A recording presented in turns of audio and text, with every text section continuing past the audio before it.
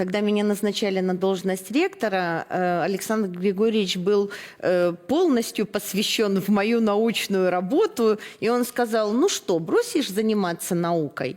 И я ему тогда сказала: нет, не имею права, потому что, чтобы требовать с преподавателей, так сказать, с подчиненных, им необходимо показывать пример. И когда я защитила диссертацию, я в том числе и сдержала слово, данное президенту.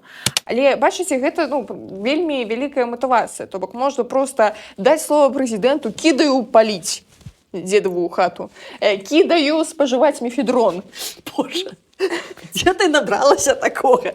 Даша, табе не быць Мефедрона? Гарадзенскага універсітэта, прынамсі ў бліжэйшыя колькі там гадоў.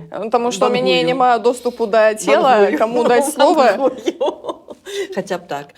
Ну, бачыш, напэўна, гэта таксама жаночая доля, бо без вось такога адміністрацыйнага рэсурса жанчыне прабіць шкляную столь даволі цяжка. І калі ты ўжо як бы хочаш, то мусіш даць слова, і тады гэтае слова будзе табе яшчэ і апораю.